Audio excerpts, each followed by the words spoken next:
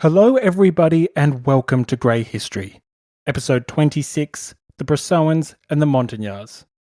In today's episode, we're going to be combining the strands of the last three episodes as we complete the stage for Revolutionary War. Firstly, we're going to recap the various troubles besieging the nation in late 1791 and early 1792. Secondly, we'll explore in greater depth the positions of the Brissotins and the court as they set the stage for their desired conflict with the German princes. Thirdly, we're going to spend most of this episode focusing on the civil war that erupts within the Jacobin Club, because it's from within the Jacobins that we finally uncover a forceful and notable resistance to the nation's embrace of revolutionary war. Finally, we'll examine the diplomatic and the ministerial crises which result in the commencement of hostilities between France and Austria. Now, before we get into it, a big thank you to those people who have signed up as Patreons since the last episode, including Beth, Paul, Henry, Kirill, Ken, Ray, and Mitchell. Also, a thank you to Harris, who has increased his donation, and a special mention to the extra generous champions of the people, Cameron and Jeffrey. As always, thank you to all Patreons for supporting the show, and please keep your eyes peeled for some bonus episodes over the next couple of weeks. If you're enjoying the show and you're keen for more Grey History, particularly more frequent Grey History, then signing up as a Patreon for as little as half a cup of coffee is a great way to help. Of course, I appreciate that the world is a very challenging place at the moment. So for those people who want to help the podcast in a non-financial way, telling your friends and family about the show is another great way to do so. Finally, thank you to everyone who has recently left a written review or has reached out to me by email. Once again, thank you for reaching out, as your letters of support and encouragement really do make my day. Anyway, I have talked long enough, so let's get into it.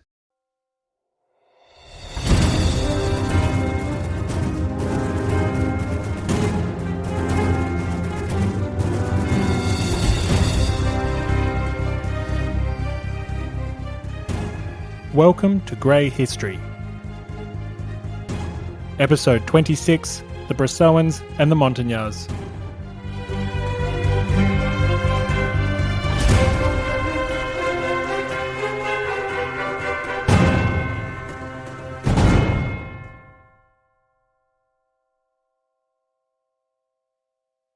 When I was younger, I was partial to the highly addictive substance known as video games. So long as it didn't involve race cars or soccer balls, I would generally dabble. From the Elder Scrolls to the Halo series, from Total War to Viva Pinata, I played pretty much everything under the sun. Partially because I wanted to, and partially because it was my job. You see, my first casual job was at EB Games, which I'm led to believe is known as GameStop in the US and Game in the UK. As you can imagine, working at a video game store was a dream job for a 15-year-old addict such as myself, and the workplace has never quite been the same since. Now, while my gaming days are long behind me, I do remember many games fondly, particularly the early editions of the Call of Duty franchise. For those of you who have never played, that's fine, because I'm not about to launch into a nostalgic ode to a bygone era. Where I am going with this, though, believe it or not, is ancient Greece. You see, when playing Call of Duty, when you died in a mission, various historical quotes would display on the screen as the game reloaded. Some of these quotes were written by leaders of the last century, while others were spoken by generals a millennium ago. One quote that always stuck with me was the following: "We make war so that we may live in peace." Given everything that we have discussed about the Brissotins and their advocacy for revolutionary war, you might be forgiven for thinking that that line comes from either Jacques Brissot or one of his many well-spoken associates. In fact, that line, "We make war so that we may live in peace," comes from none other than the Greek philosopher Aristotle. Yet, despite being penned in the 4th century BC, Aristotle's words still hold true today. How many wars have been fought in the last 100 years alone on the grounds that not to do so would further endanger the peace? World War II, the Korean War, the Vietnam War, numerous conflicts in the Middle East, hell, even the war on drugs to an extent. We make war so that we may live in peace. The reasoning behind this seemingly contradictory statement has been supported by others since. The American President and General Ulysses S. Grant, for example, stated in the 19th century, "I have never advocated war except as a means of peace." It's an interesting rationale, isn't it? At first glance, the idea may seem illogical and irreconcilable, but I cannot deny that there is a certain amount of truth to those words, at least in some circumstances. If your opponent, for example, is clearly hell-bent on war, if they're absolutely determined to eradicate your liberties, if not your very existence, then what choice do you have? Surely, in some circumstances, war is the only means of obtaining a lasting and just peace. It was this sort of logic which was adopted by the Brissotins as they made their case for war. From late 1791, the French Legislative Assembly, and the nation more broadly, was beset with a myriad of problems. Firstly, the people were hungry. Food and other basic commodities were increasingly scarce and prohibitively expensive, while the inflation of the assignats merely made these problems worse. Secondly, the countryside was plagued with sporadic bouts of violent insurrection. Religious unrest tormented certain pockets of France, while in other departments the peasants were in open revolt against the remnants of feudalism. Urban communities were by no means immune to this unrest, as revolutionaries and royalists brawled in the streets to advance their vision for the French nation. Finally, the army was increasingly in disarray. By December 1791, half of the army's officers had abandoned their posts, and this shortage of experienced leaders was more than merely problematic, as European monarchs openly threatened war against revolutionary France.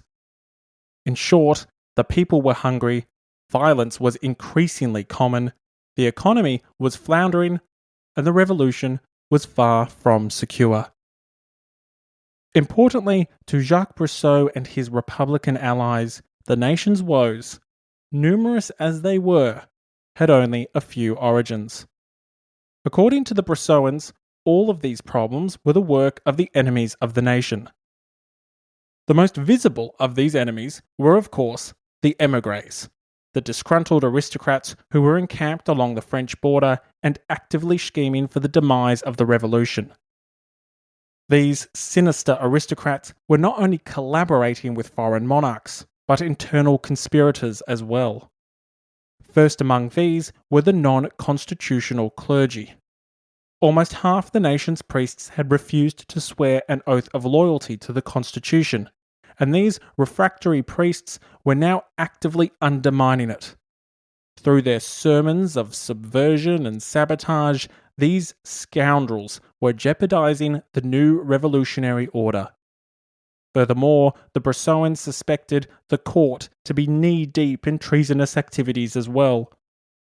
Rumours swirled of the Austrian Committee, suspected to be headed by the Austrian-born Queen Marie Antoinette. This committee was supposedly working with foreign powers to further undermine the revolution and secure the resurrection of the old regime. From the viewpoint of the Brissotins, the nation was under siege. The new regime's enemies actively sabotaged the revolution, and unfortunately, this assault was effectively going unanswered.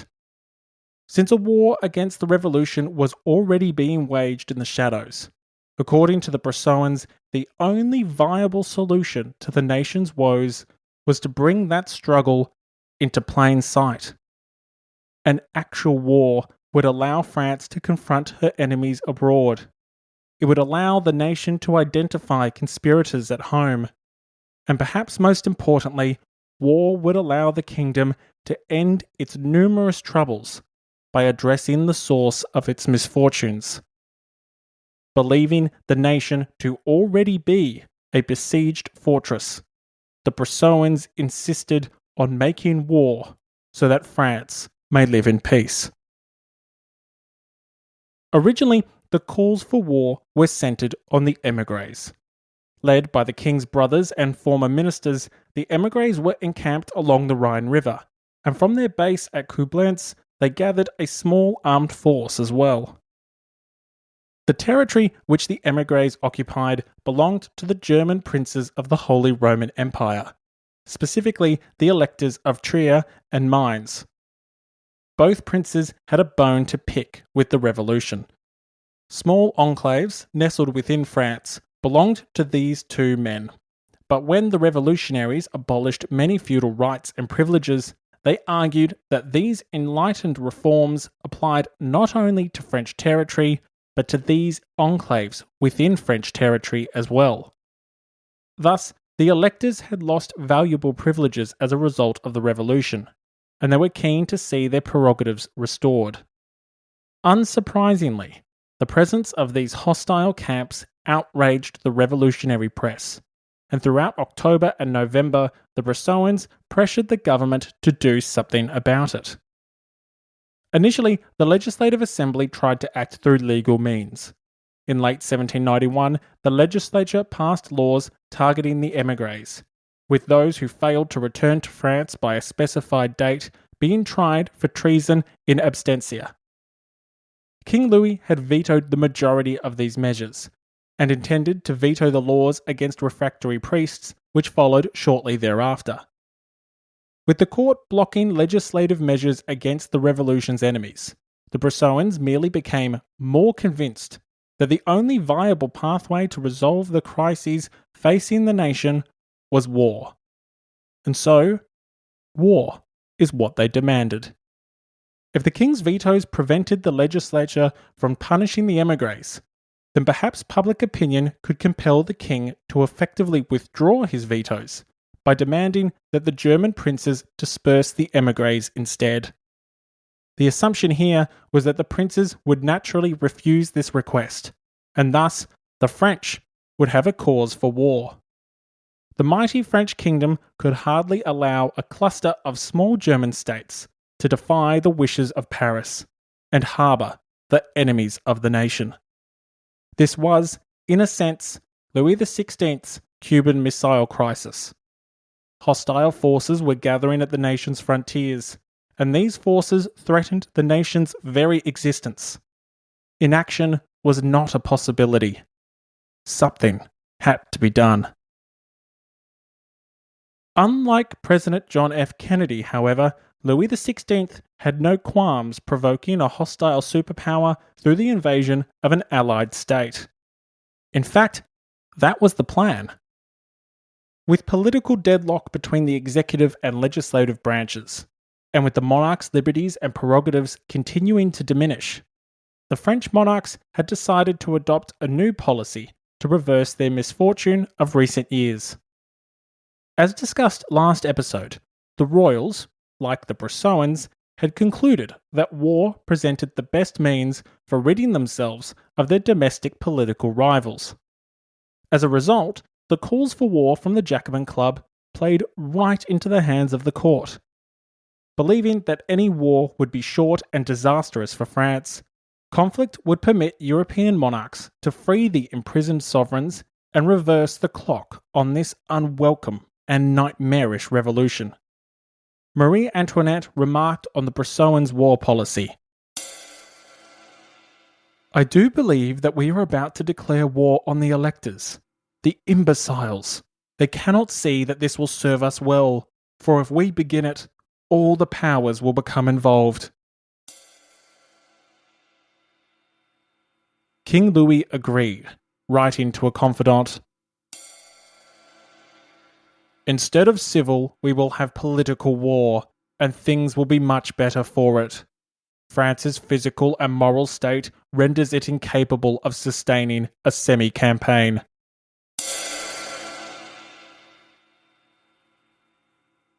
Having privately decided to embrace the war policy of the Brissotins, the Assembly provided the perfect means for Louis to make his sentiments public. In late November, the legislature passed a formal request that the king issue an ultimatum to the princes. Either they dispersed the enemies of the nation or become enemies of the nation. Underscoring the widespread support for the coming conflict, the deputy which proposed this ultimatum was a Fayetist, that is to say, a supporter of the Marquis de Lafayette. While both the Jacobins and the Feuillants had internal divisions over the merits of war, their deputies in the Legislative Assembly were overwhelmingly in favour of it. On the 29th of November, a deputation approached the king with the Assembly's formal request, and its leader, Vauban, stated the following.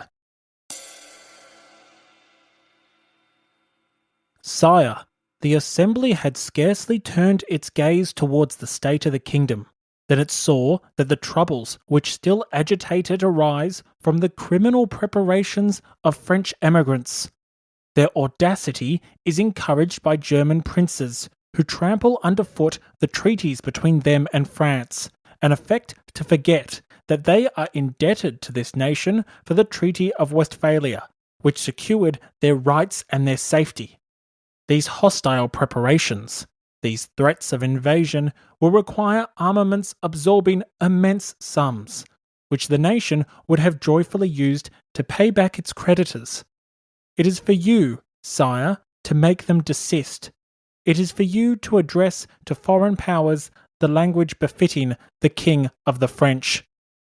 Tell them that whatever preparations are permitted to be made against France, there France recognizes only foes, that we will religiously observe our oath to make no conquests, that we offer them good friendship, the inviolable friendship of a free and powerful people, that we will respect their laws, their customs, and their constitutions, but that we will have our own respected. Tell them that if princes of Germany continue to favour preparations directed against the French will carry into their territories not fire and sword, but liberty. It is for them to calculate the consequences of this awakening of nations.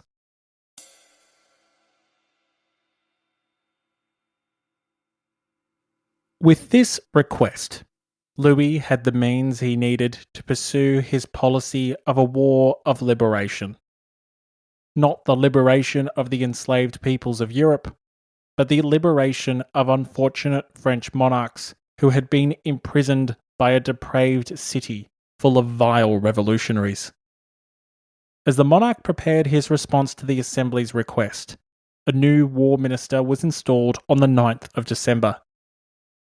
The man chosen for the job was the Comte de Narbonne, a committed constitutional monarchist and an associate of many leading members of the French Club, including both Lafayette and Barnave. A friend of Talleyrand, Narbonne replaced the bishop as the lover of Jacques Necker's daughter, Madame de Staël, and the new minister was supposedly the illegitimate son of Louis XV. If that's true, then he was a relative of King Louis XVI, a half-uncle, if you will, although Narbonne was a year younger than the king, both in their mid-30s. Despite having the initial support of Barnave, a leading pacifist amongst the Feuillants, Narbonne quickly realised that a small, successful war could be beneficial. A brief and victorious conflict would simultaneously strengthen the Bourbon monarchy and cement the Constitution of 1791. As a result, Narbonne was happy to assist both Louis and Lafayette as they worked towards their common objective of European conflict. On the 14th of December, the king and Narbonne attended the Legislative Assembly, and Louis placed France firmly on the road to war. Interrupted by regular applause, Louis announced that the princes had 1 month to cease all the gatherings and hostile preparations of the French émigrés. If they failed to comply by January the 15th, the electors of Trier and Mainz would be considered enemies of the nation. King Louis declared, "If these declarations are not heeded, then, gentlemen, it will only remain for me to propose war. War which a people who have solemnly renounced conquest never declares without necessity, but which a free and generous nation will undertake and carry on when its honour and safety require it."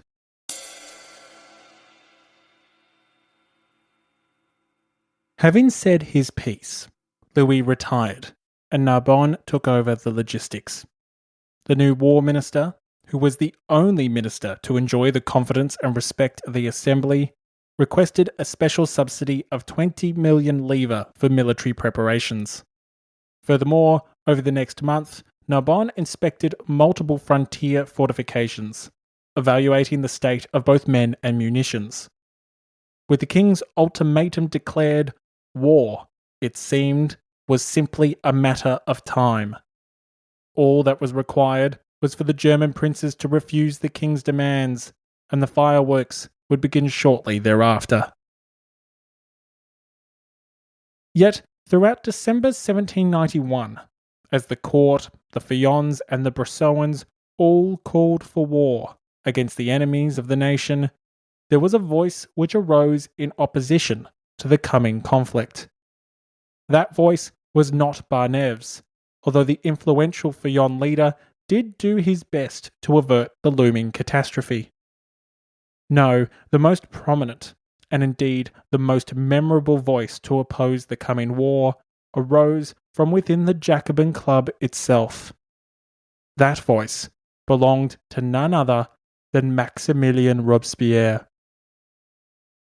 Having gone to the effort of reintroducing Jacques Brissot back in episode 24, I feel it's only fair to reintroduce his future arch-nemesis, Maximilien Robespierre.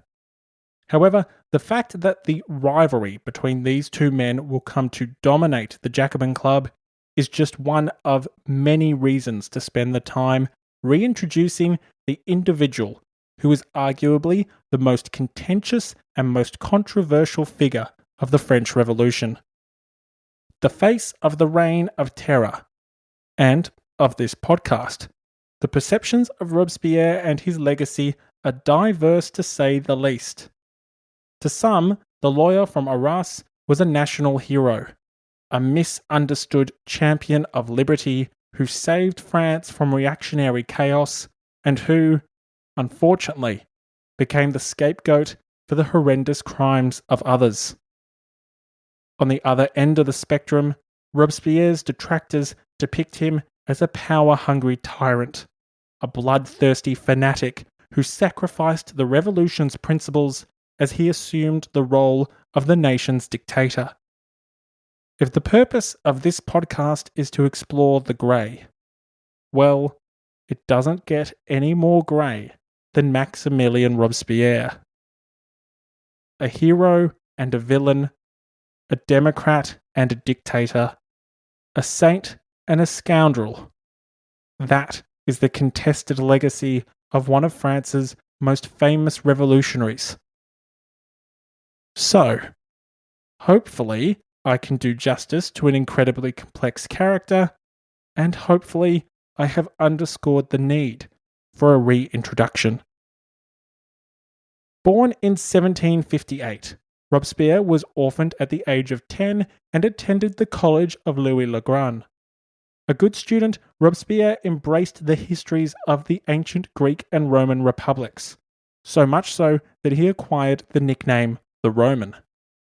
While not impoverished, Robespierre certainly did not live a well-heeled lifestyle, and the capable student eventually became a lawyer upon finishing his studies. More importantly, however, Robespierre became a student of the teachings of the Genevan philosopher Jean-Jacques Rousseau. Robespierre's passion for both classical history and Enlightenment philosophy would leave a lasting impression on his character. Idolising the role of the virtuous legislator, prior to his election to the Estates General in 1789, Robespierre had already developed an affinity for the intense moral politics advocated by Rousseau. In fact, affinity is perhaps an understatement. Historian Gaetano Salvemini describes Rousseau as Robespierre's god, with the future revolutionary leader as seeing himself as Rousseau's prophet. A tad dramatic, perhaps, but historian Annie Besant states that the deceased Genevan philosopher was Robespierre's master in politics. Arriving at Versailles in 1789, Robespierre was a nobody. Small and feeble, his physical features did not distinguish him, and neither did his oratory skills. A monotonous speaking style failed to make an impression, especially in the shadows of powerful speakers like the Comte de Mirabeau. But, while his somewhat high-pitched tone failed to garner attention for the young deputy from Arras, something else did. That something was Robespierre's habit for speaking openly and plainly on pretty much any and every topic that interested him.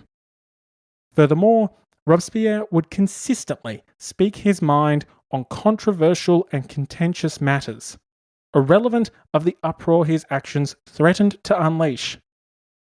By the end of the National Assembly, Robespierre had made some 150 speeches, and in doing so, over the course of 2 years, the non-entity from Arras had turned himself into a prominent and popular leader of the revolutionary left.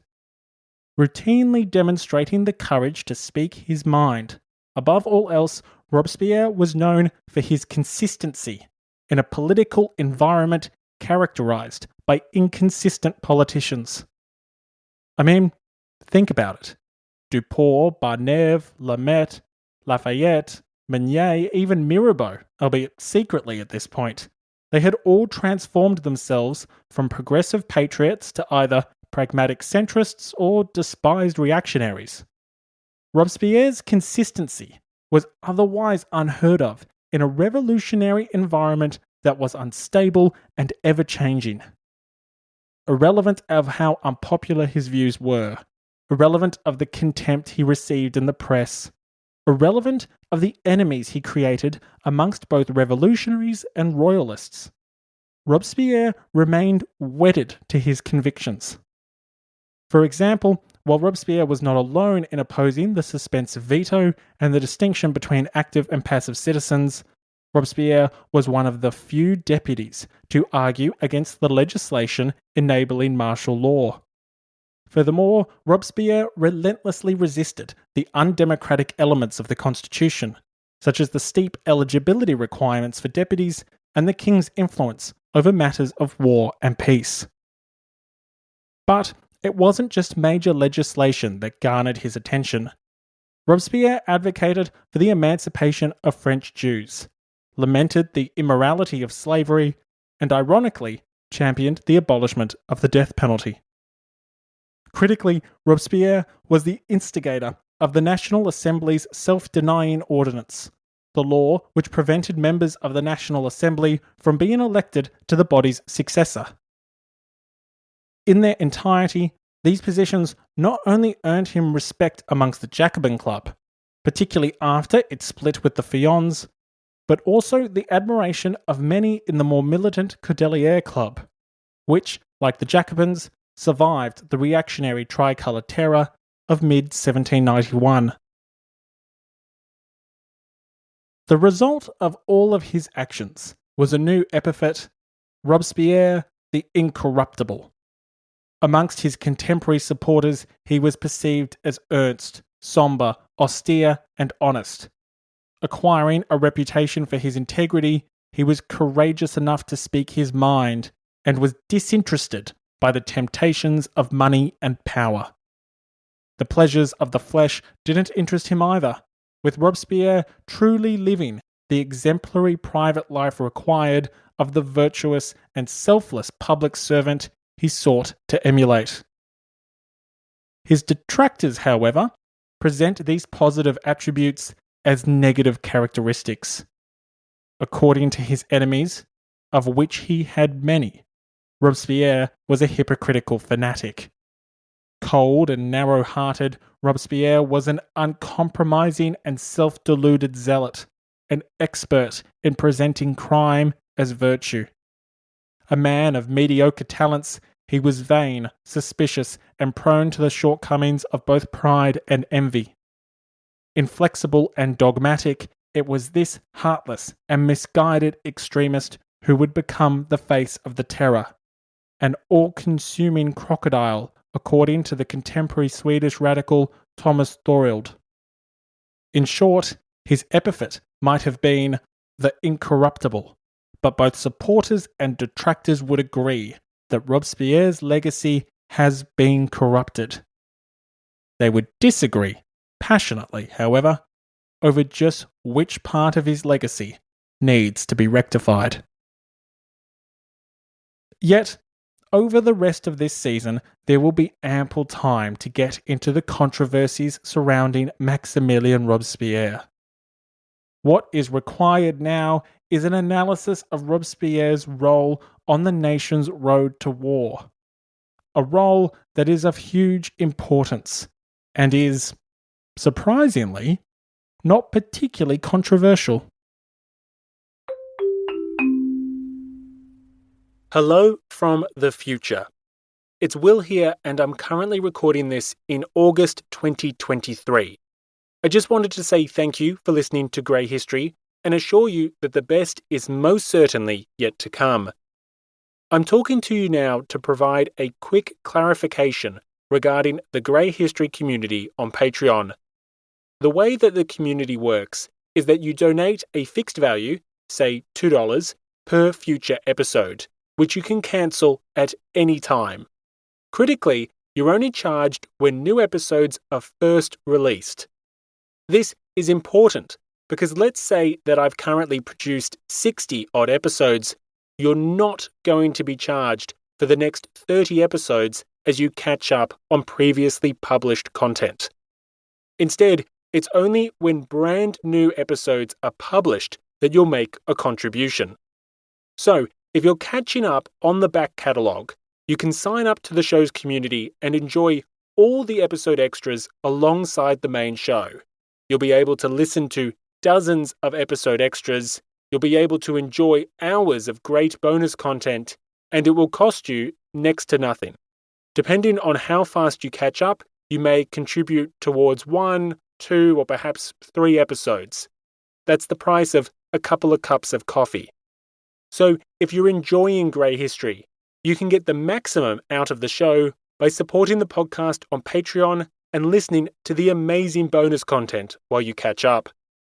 Furthermore, you can download a private podcast feed to your preferred podcast app, placing all the main content alongside the bonus content in an easily accessible manner.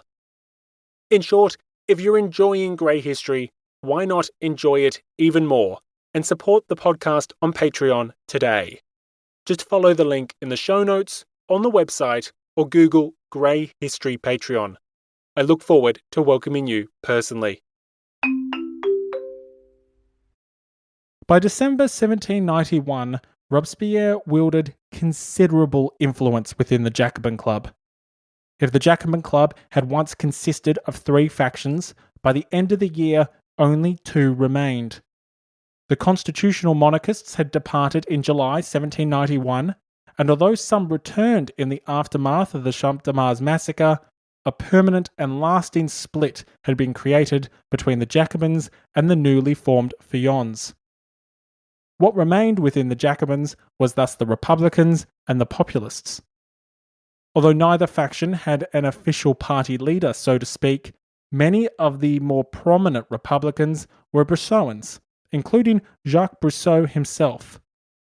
Having once led the Cercle Social, that particular political society remained closed after the Tricolour Terror, and Brissot and his associates instead carved out a new home within the Jacobins.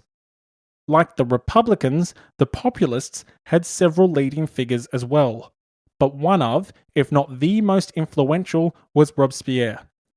In many ways, Robespierre had been pivotal in keeping the populist movement alive in the aftermath of the Champ de Mars massacre. As blood was spilt in the capital, Marat, Danton, and other radical revolutionary leaders either laid low or fled the country altogether. When the smoke cleared, it was Robespierre the Incorruptible, then still a deputy of the National Assembly, who used the podiums of both the National Chamber and the reduced Jacobin Club to advance the cause of the democratic revolution. In doing so, he established for himself an even greater reputation as a champion of liberty and equality. It was from this position of quite considerable authority that Robespierre clashed with the Brissotins.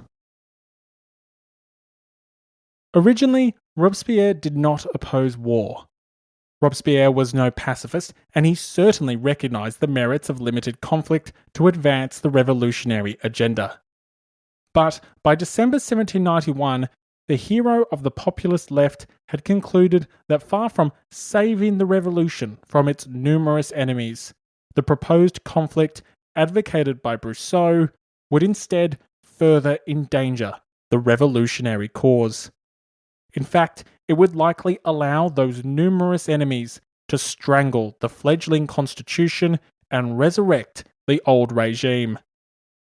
Robespierre's logic was both simple and astute. If the king supported war, if Narbonne supported war, if Lafayette supported war, then surely he, a committed revolutionary, should not support war. Robespierre reasoned, correctly, that the only reason the Feuillants and the court favoured conflict was because they saw in the coming struggle a means to empower themselves and their politics.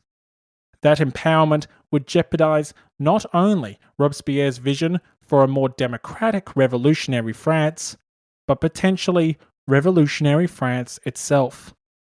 Thus, Robespierre decided he would oppose all efforts to drive the nation to war. If the court and the Feuillants intended to use war as a means of strengthening their domestic political position, then Robespierre was not about to assist them in their counter-revolutionary schemes. On the 12th of December 1791, Robespierre preached to the Jacobins that a war led by such men and supported by such factions could not possibly be in the interests of the revolution. To whom will you entrust the direction of this war? To the agents of the government? You will give supreme power to those who want your ruin.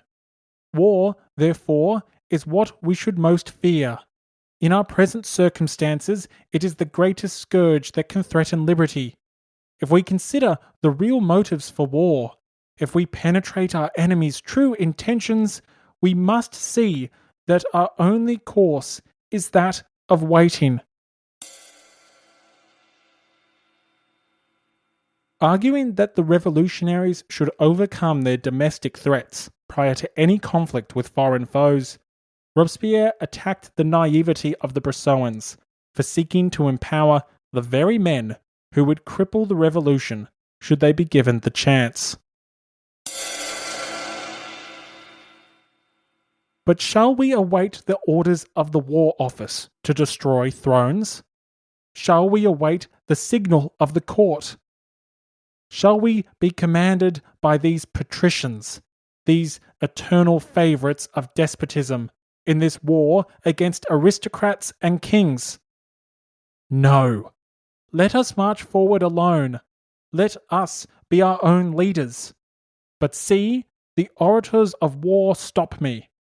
Here is Monsieur Brissot, who tells me that Monsieur le Comte de Narbonne must conduct this affair, that we must march under the orders of Monsieur le Marquis de Lafayette, that the executive power alone possesses the right of leading the nation to victory and freedom.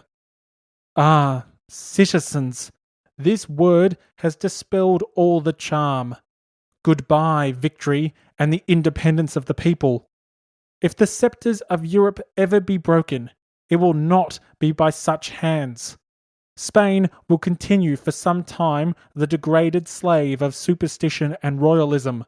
Leopold will continue the tyrant of Germany and Italy, and we shall not speedily behold Catos or Ciceros replace the Pope and the cardinals in the conclave.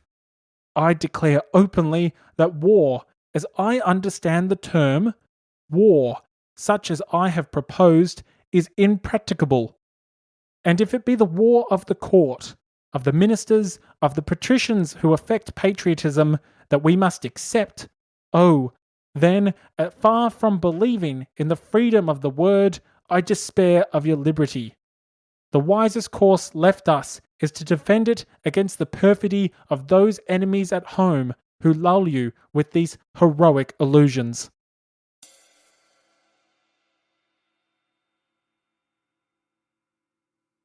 To Robespierre, the idea that France should declare war on foreign foes merely to expose internal enemies seemed ludicrous. The Brissotins intended to place the power of the military in the hands of the very men who had opposed the revolution.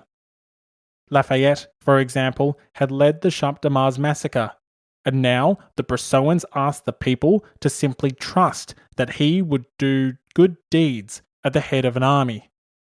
Narbonne, for example, had been installed with the support of the Feuillants, the same men who had led the reactionary tricolour terror just months prior, and who had attempted to alter the constitution while doing so. And of course, there was the king, the man who tried to flee the revolution, and whose own wife, according to the Brissotins themselves, headed the sinister Austrian Committee, a cabal of traitors who were supposedly betraying the revolution. How could the Brissotins reasonably argue that a successful war was even possible when it was to be conducted through the empowerment of these known reactionaries? Less than a week after his initial anti-war speech to the Jacobins, Robespierre argued once more on the 18th of December that such a plan was ill-advised and dangerous. War, cunningly provoked and directed by a treacherous government, has always been the rock upon which free peoples have founded. The court is setting a trap for you by proposing war. Let us first subdue our internal enemies and then march against our external ones, if they still exist.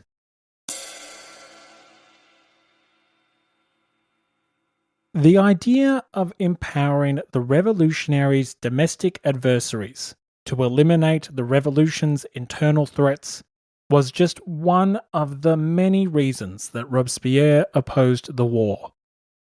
In perhaps his most famous anti-war remark, Robespierre authored an expression which has since become a catch cry for anti-interventionists. Repudiating the idea that the oppressed nations of Europe would simply rise up against their tyrannical governments, Robespierre proclaimed that no one likes armed missionaries. While the Brissotins prophesied that a general revolution would engulf the continent, Robespierre argued that a war policy dependent on mutinies and defections was simply absurd. Far more likely, he proposed, was intense resistance to a foreign foe proclaiming a foreign ideology. The most extravagant idea that can arise in the mind of a politician is the belief that a people need only make an armed incursion into the territory of a foreign people to make it adopt its laws and its constitution. No one likes armed missionaries, and the first counsel given by nature and prudence is to repel them as enemies. Robespierre's assault against the logic of the war party didn't stop there. While Brissot, Vergniaud, Isnard, and Godard argued that the nation must defend its besmirched honour, Robespierre denounced honour as an aristocratic concept, which merely empowered the old regime and its backward principles. The honour that you seek to revive is the friends and support of despotism. It is the honour of the heroes of the aristocracy, of all the tyrants. It is the honour of crime.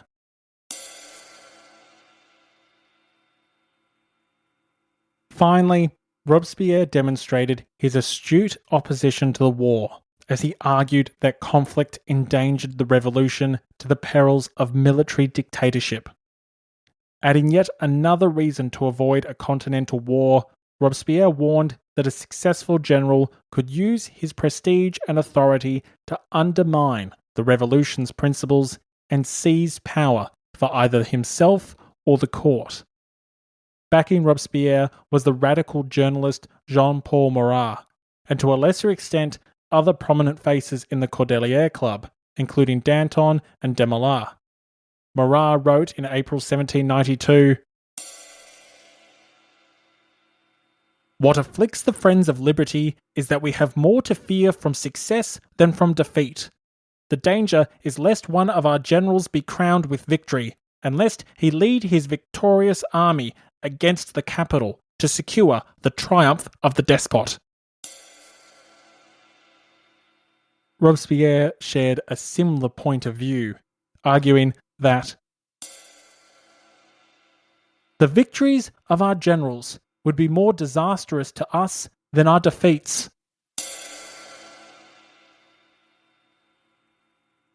Considering that a certain general named Napoleon Bonaparte would indeed topple a future revolutionary government, with the benefit of hindsight, well, Robespierre's warnings look pretty damn accurate. Altogether, Robespierre and the small group of individuals who supported him outlined an extensive case against the coming conflict. Critically, however, in articulating a case against the war proposed by the Brissotins, Robespierre and his followers had simultaneously articulated a case against the revolutionary leadership who championed the policy of peace through war.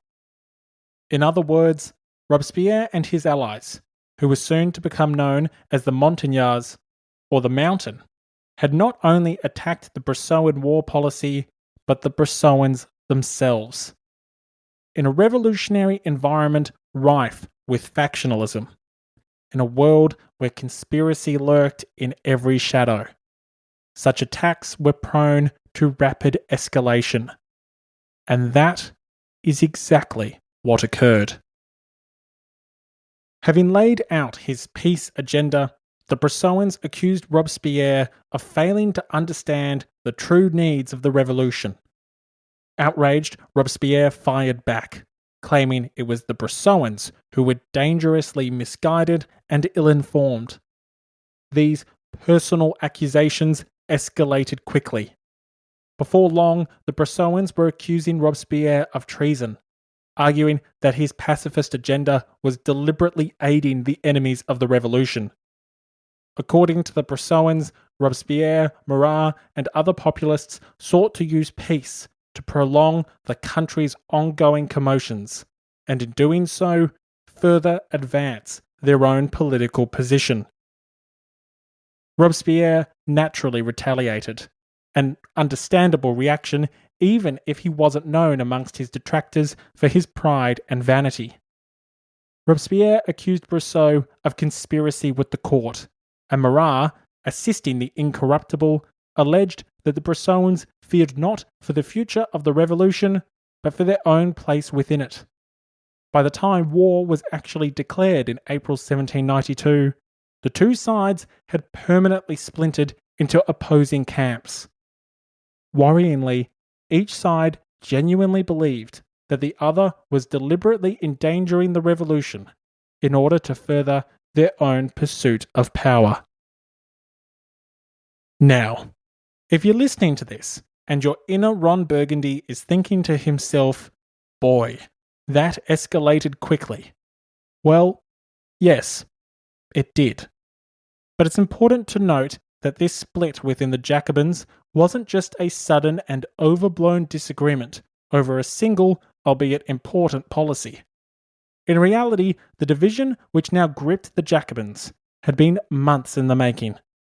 The dispute between the Brissotins and the Montagnards, and particularly between Brissot and Robespierre, originated not just from a disagreement over foreign policy, but in fact from a broader clash of both ideologies and personalities. On the ideological front, throughout 1791 and early 1792, a number of substantial ideological disagreements erupted between Robespierre and the Brissotins. On matters of religion, for example, the Brissotins pursued a much more aggressive agenda than Robespierre. Robespierre rejected aspects of the religious reforms advocated by the Brissotins, such as the marriage of priests. And when Robespierre had the audacity to state that Providence watched over the revolution, the Brissotin deputy Godard berated him for such superstitious language. More importantly, however, was the issue of a future French Republic. Even after the flight to Varennes and the Tricolour Terror, Robespierre was no Republican radical. In fact, Robespierre was suspicious of republicanism and viewed its advocacy as dangerous to the revolutionary cause. Arguing that the word republic was a powerful weapon for the counter-revolution, Robespierre was content to advance his democratic and revolutionary agenda within the constitutional framework established in 1791. Brissot, of course, was a committed Republican. He had led key efforts after Varennes to replace the constitutional monarchy, and his fingerprints were all over the petition, which was the centre of the Champ de Mars massacre. While Robespierre viewed republicanism as dangerous to the revolutionary project, Brissot viewed republicanism as the goal of the revolutionary project. And in fact, the establishment of a republic was a key aim of his war policy. These ideological differences helped to fuel the personality feud between the two men. Robespierre held Brissot partly accountable for the tragedy at the Champ de Mars, and refuted the notion that Brissot was somehow a better advocate for the common man. Like Robespierre, Brissot also viewed himself to be the leading figure of the radical revolution, and naturally, the spotlight only had room for one. With both men believing that they, and they alone, were the true champion of the revolution's radical movement, and both men dismissing the other's ideology as flawed, a bitter and personal rivalry was always a possibility. Unfortunately, this rivalry would help to transform a heated debate over foreign policy into an unbridgeable revolutionary schism. A schism which would ultimately claim the lives of hundreds of revolutionaries. The one additional factor to remember as we discuss this historic feud is the environment in which this debate occurred. An environment that can be characterized by beliefs in secret plots and sinister conspiracies.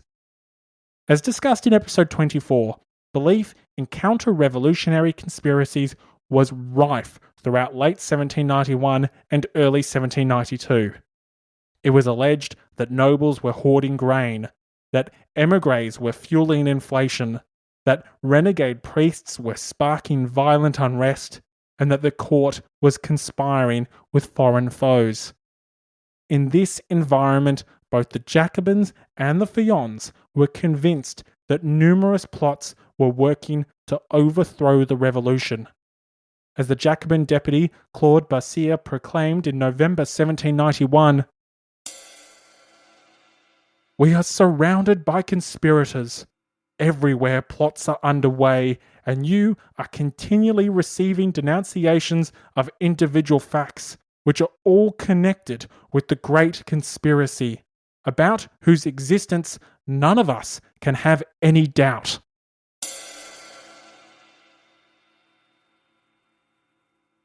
This sort of thinking was commonplace, and this belief in vast conspiracies actually helped to fuel support for the war. As the nation's woes multiplied, and as the deputy's suspicions ballooned, many increasingly saw war as the only way to paralyze these hidden schemes and expose the cabals which worked in the shadows. As Vergniaud proclaimed, "This state of uncertainty, of rumours, of foreboding is far more frightening and terrible, it seems to me, than any actual state of war."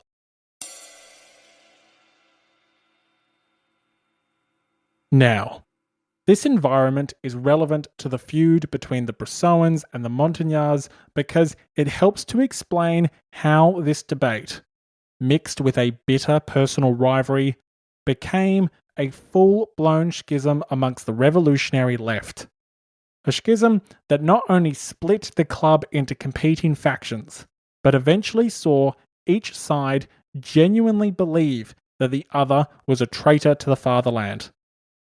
If the Brissotins were willing to believe that the Fillon deputies were traitors, and if the Brissotins were willing to believe that the Fillon ministers were traitors, and if the Brissotins were willing to believe that the court, if not the monarchs themselves, were traitors, then was it really that big a jump to accuse Robespierre and his allies of being traitors as well? Especially considering that, like the Fillons, Robespierre had resisted the Republic, argued on behalf of the priests, and had offered support for the loathed Constitution of 1791. In an environment where everyone was a suspect, where plots and conspiracies were taken not only as fact, but as a common occurrence, the rapid demonization of opponents was a natural and unfortunately logical endpoint for what might have started as a mere disagreement over policy. If your policy was designed to literally save the nation, and your opponent's policy was to stop you, then, with some oversimplified reasoning, your opponents weren't so much opposing you, but the nation itself. As Anakin Skywalker so eloquently put it, "If you're not with me, then you're my enemy." That was the kind of logic which fueled factionalism, conspiracy, and ultimately the blood-stained nature of the French Revolution. The Sith were not the only ones who dealt in absolutes. Historian Timothy Tackett summarizes the events of late 1791 and early 1792. The confrontation between Robespierre and Brissot began in December 1791 over whether or not the country should go to war, a possibility that Brissot supported passionately but that Robespierre came rapidly to oppose. The exchange in the Jacobin Club was relatively civil at first, until Brissot and the Girondins began a series of direct attacks against Robespierre, claiming that they, and not he, best understood and was supported by the people. Robespierre, who had long identified with the common man and who viewed himself as the voice of the people, was indignant and outraged. Thereafter, the rivalry became extraordinarily personal and bitter, involving the friends and allies of the two men in a series of brutal attacks by both sides. In the short term, Brissot and his supporters succeeded in crushing the anti-war position within the Assembly, and they did their best to humiliate Robespierre in the Jacobin Club. But Robespierre continued to maintain a strong following in the club, and over time, especially as the war went badly, he would win the support of a minority in the legislative as well. Already by the spring of 1792, his followers there were becoming to be known as the Mountain or the Montagnards, from their habit of sitting on the highest seats at the left end of the hall. Tackett goes on to write, "And as Fillons and Jacobins exchanged accusations of treason, Brissotins and Montagnards were doing much the same. Both Brissot and his friend Godet insinuated that Robespierre was insidiously pushing pacifism in order to undermine war preparations and thus favour the Austrians. Robespierre was soon making a similar allegation against the Girondins, accusing them of having sold out to the Austrian Committee and of being counter-revolutionaries.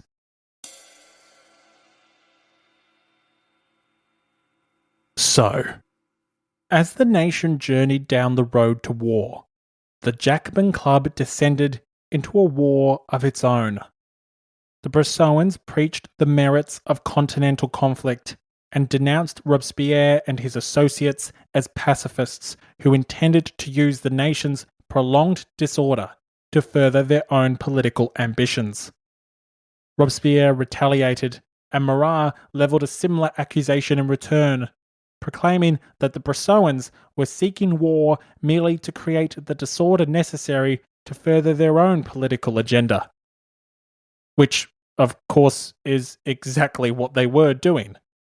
As each side accused the other of conspiracy and treason, the factions crossed the Rubicon, and by the time that war was declared in April 1792, reconciliation between the two rival camps was as improbable as reunion with the Feuillants.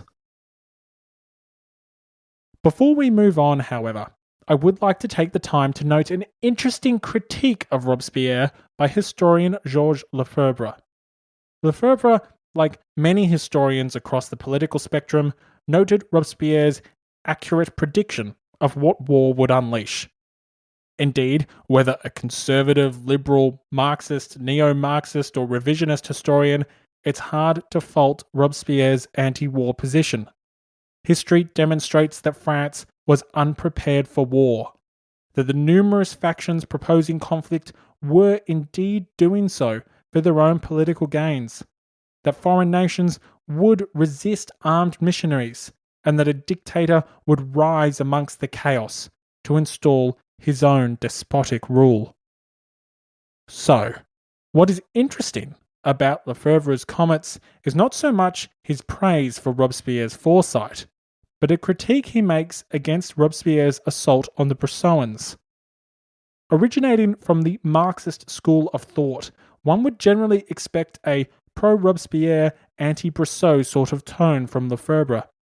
Yet, in this case, Lefebvre contends that Robespierre ignored the legitimate threats the Brissotins accurately identified, and that the incorruptible went too far in his attacks against the Brissotins, attacks which ultimately cemented the division of the Jacobin Club, and in many ways, the revolution itself. Historian Georges Lefebvre writes as follows, referring to the Brissotins as the Girondins. With surprising foresight, he outlined the potential dangers: popular resistance to armed missionaries, inevitable dictatorship, overwhelming burdens, weariness and disgust. He exacerbated the Gironde in particular by criticising its ambivalent position. It offered itself as the guarantor of Lafayette, the man of the Champ de Mars, and demanded that Narbonne, the king's minister, be trusted because war required unity of forces. Foreseeing the schemes of the Feuillants, Robespierre maintained that before opening hostilities, the Assembly must gain mastery over the king and weed out counter-revolutionary officers. He was nonetheless too harsh in disparaging the Girondins. They were not mistaken when they judged the revolution menaced, while he insisted that foreign powers had peaceful intentions. And if propaganda had not produced the desired results, neither had it passed unnoticed. Although he did not actually say that Brissot was conspiring with the court, he aroused suspicions to that effect, and the Girondins retaliated in kind.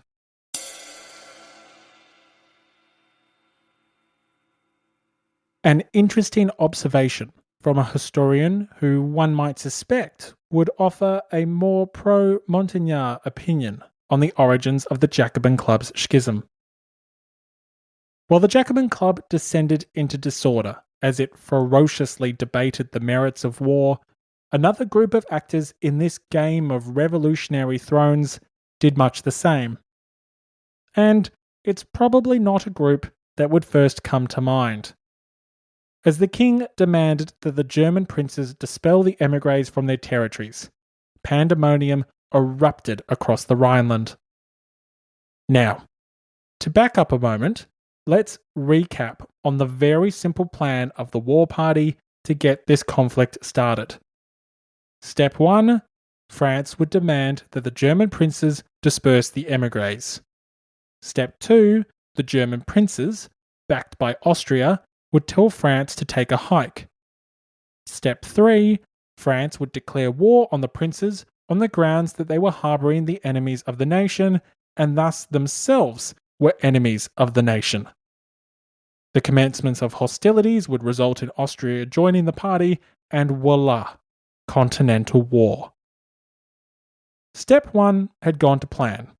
The king attended the Legislative Assembly on the 14th of December, declared his ultimatum to the princes, and Narbonne promptly began preparations for the coming conflict. Step 2, however, is where things hit a snag.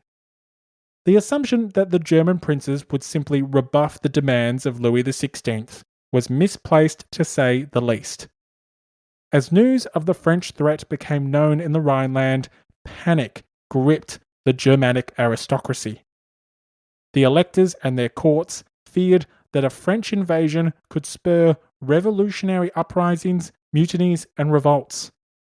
This pro-revolutionary unrest would threaten the rights and privileges of the local aristocracy, and the electors were far from convinced that they would be able to subdue an agitated populace.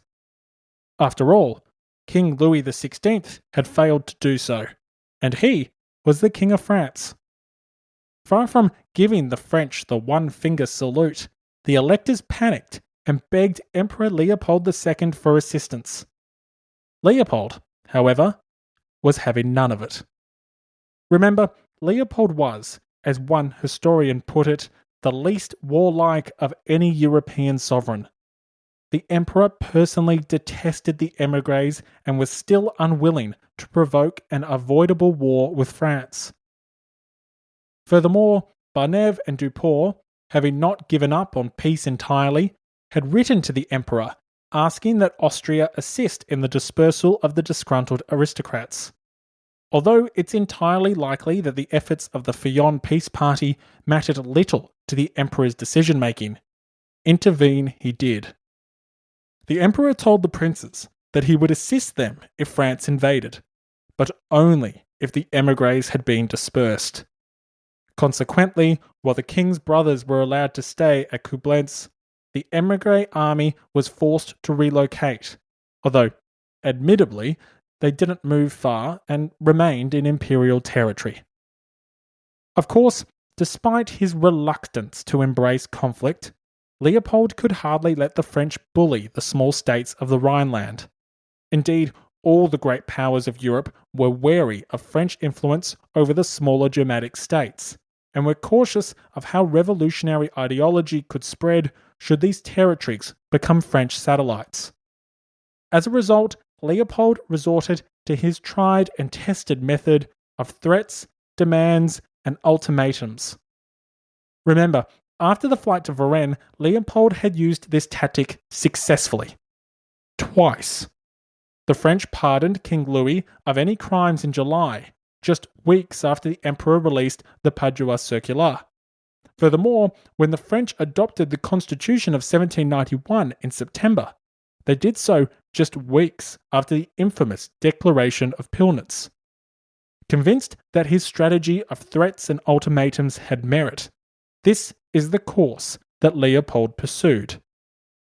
However, the Legislative Assembly was a very different beast from the National Assembly, and the deputies of the former, particularly the Brissotins who controlled the Diplomatic Committee, had no intention of rolling over and adhering to Austrian commands. Over the next few months, demands and counter-demands flew between the two sides, as both the French and the Austrians required increasingly unreasonable concessions from the other. Things started to come to a head in February, however. On the 7th of February 1792, Austria signed an alliance with their historic rivals, Prussia. This agreement represented a tremendous shift in European politics, and the idea that these two nemeses could fight alongside each other would have been inconceivable just a few decades before. Just like Gimli never thought he would die side by side with an elf, the average Austrian soldier never thought that he would fight side by side with a Prussian. To the revolutionaries in Paris, this groundbreaking alliance all but confirmed their suspicion that Vienna intended war. More importantly, however, were the actions of the Austrian Chancellor Kaunitz a few weeks later. On the 17th of February, as part of the continually escalating war of words, Kaunitz denounced the radical Brissotins and their ambition to drag Europe into a terrible and unnecessary war. Furthermore, Kaunitz alleged that European states had the right to punish any revolutionary Jacobin who endangered the monarchy by failing to comply with the Constitution of 1791. How the French responded to this intolerable declaration triggered a series of events which guaranteed the commencement of hostilities. Understandably, the Brissotins were outraged by this latest provocation. For months, the war party within the Jacobins had been arguing that war was required to restore the nation's honour. These latest threats and denunciations merely besmirched the kingdom's glory further, and reinforced the calls of the Brissotins that something had to be done. Yet this view was not shared by all in the chambers of power. The foreign minister, de la Sarre, was associated with the peace party within the Feuillants. Seeking to avoid further escalation, when de la Sarre replied to this provocative and public declaration, he did so in a manner which could be described as timid and passive. Upon discovering this, the Brissotins were infuriated. De la Sarre's submissive response had humiliated the nation further, and from their posts in the Legislative Assembly, leading Brissotins assaulted de la Sarre for his cowardice and weakness. Furthermore, they attributed this spineless exchange to the work of the treasonous Austrian Committee.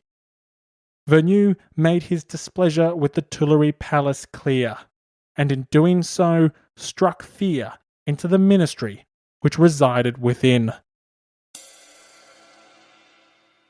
From the tribune where I am speaking may be seen the palace, where perverse counsellors lead astray and deceive the king given to you by the Constitution, where they forge chains for the nation and arrange the manoeuvres which are to deliver us up to Austria, after having caused us to pass through the horrors of civil war.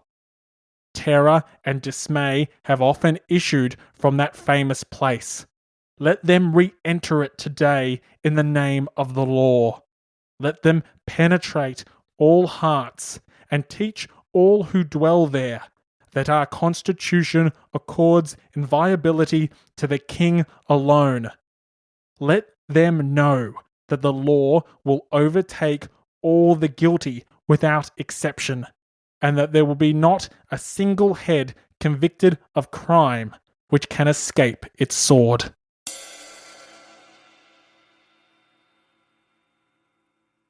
On March the 6th, Godert echoed these sentiments. Questioning the loyalty of the entire ministry, the deputy proclaimed, "It is time to know whether the ministers wish to make Louis XVI King of the French or King of Coblentz."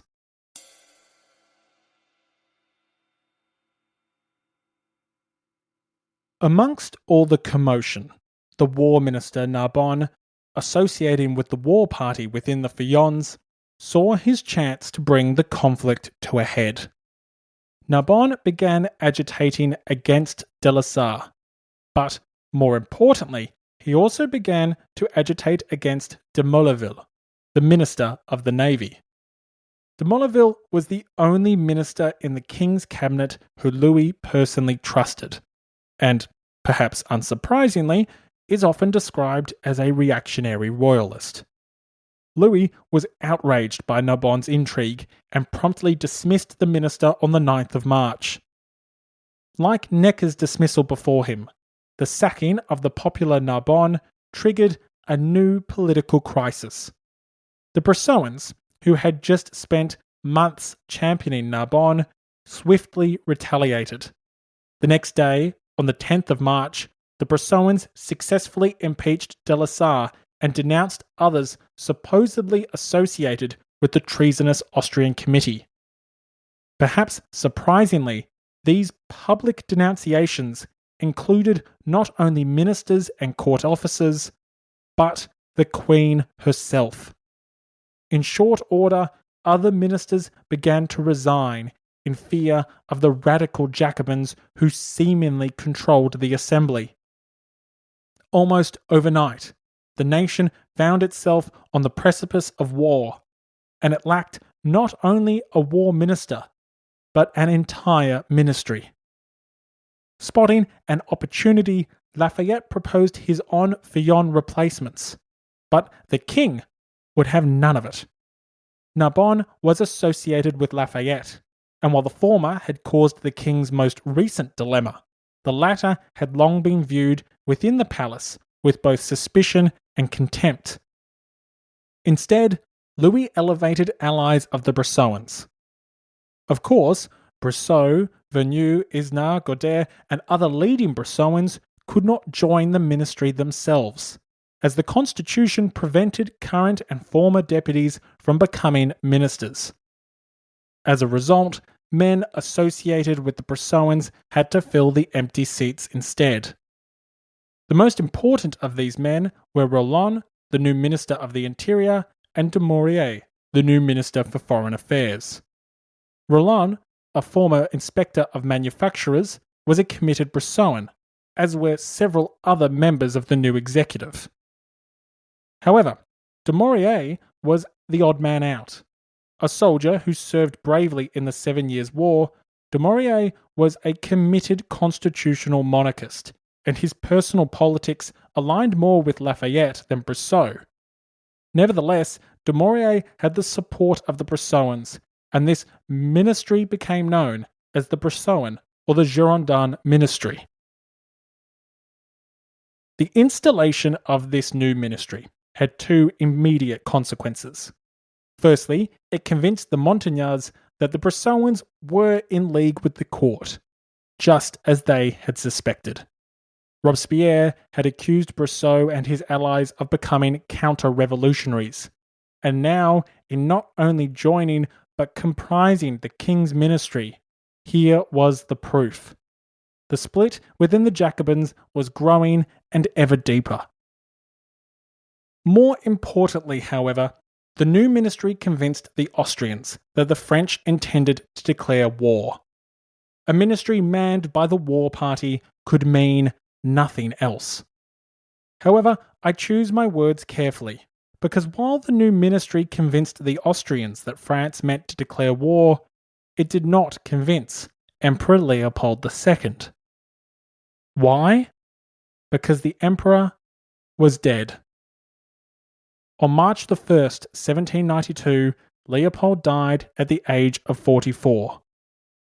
Of course, such a young death has led some to suspect poison, but the historical consensus is natural causes. Dying alongside the emperor was any hope of avoiding conflict. Replacing Leopold was his 24-year-old son, Francis II. Francis had none of the traits of his father. If Leopold was cautious, Francis was rash and daring. If Leopold was a liberal monarch, Francis was a conservative autocrat. Adventurous and reckless, the new emperor was inclined to use military force to solve the French conundrum. In fact, his eagerness to adopt a war policy increased as Marie Antoinette began to secretly leak detailed plans of France's war preparations. With a new man in Vienna and a new ministry in Paris, it took just a few weeks for war to be declared. When war was declared, there was no noteworthy opposition within the assembly. Less than 1% of deputies opposed the war. Only 7 lawmakers, associates of Robespierre and the Montagnards. Underscoring just how isolated Robespierre was with his anti-war position, many future Montagnards actually supported the declaration of war. When Louis proposed the declaration on the 20th of April 1792, he proclaimed that all prefer war to the continued endangerment of the nation. Declaring war so that France may live in peace, Louis adopted Aristotle's reasoning as he pushed for the embrace of a revolutionary crusade. Unfortunately for France, and for Europe, a lasting peace would not be obtained for almost a quarter of a century. And unfortunately for King Louis, he would not be there to see it. Thank you for listening to episode 26, The Brissotins and the Montagnards. There will be 2 episode extras for this episode, one focusing on the very unfortunate and gruesome fate of the Foreign Minister de Lasalle, and another on the surprising manner in which King Louis formally requested war. Next week, we'll explore the initial setbacks of the conflict and the notable disturbances that this creates in Paris. Now, if you've enjoyed today's show and you thought it was worth $1, please consider supporting the show by Patreon.